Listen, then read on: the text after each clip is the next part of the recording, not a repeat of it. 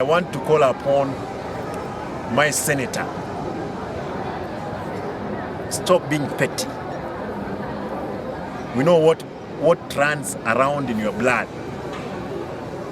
You have tried to delay us, but we're not going to accept. We know what kind of material you're made of.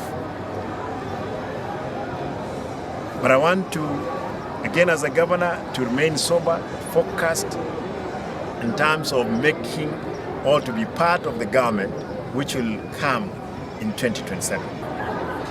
There is some people who are extortionists in the camp of opposition. Their business is collecting money from unsuspecting candidates. We want to warn them that we can't move far with this kind of people in the struggle. Otherwise, you will be puncturing us before we make a move.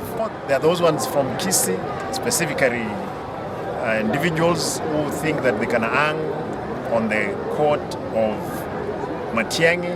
I'm telling them, it's not going to happen. You must work for the people.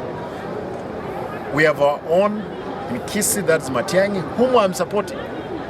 I'm the spokesman of the Kisii community.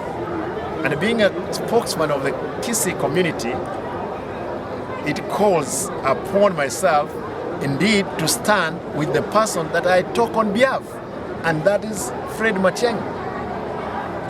We want to urge our brothers all over the country, let us see the country of Matiang'i, and I'm calling upon Honorable Gachagua, if indeed the passion that you have for the change of the country, the only change that we can get it through Matiang'i when you are supporting him. If Ruto today decided to support another person, let us assume he has vacated office in his first term, we ask him to support Matiang'i.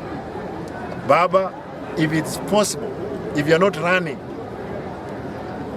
support our brother, Dr. Fred Matiang'i. That's the call I'm making.